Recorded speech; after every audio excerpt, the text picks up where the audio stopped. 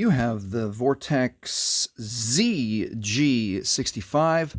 Looks like this, has the cool 2-camera panel on the back, says Vortex like this on the back, and you are ready to factory reset it. Either you're going to turn it into your employer, or you're going to recycle it, or you're going to give it to another family member, and you just need to erase all the information off your phone. So let's get into it. Let's swipe up once. Let's get into settings the way you like to get into settings. We're going to go all the way down to the bottom here and touch System. Inside System, we're going to touch Reset Options, and inside Reset Options, Erase All Data Factory Reset.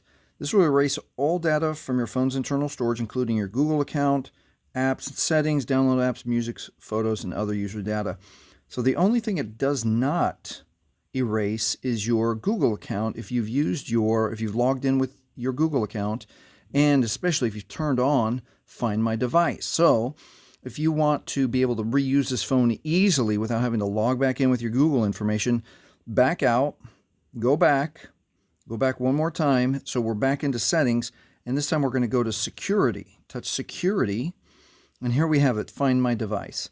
Touch Find My Device, and then all you need to do is toggle it off.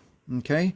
Now, that won't be on. You won't need to log back in with your Google account when you reset your phone, especially if you're going to give it to like your kids or something to use.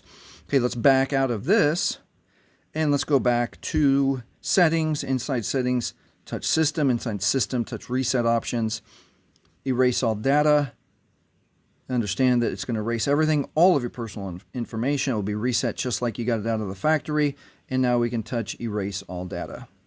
Okay, and it take anywhere from, a few minutes to many minutes, depending on how much information, how much you used your phone, how much it needs to erase.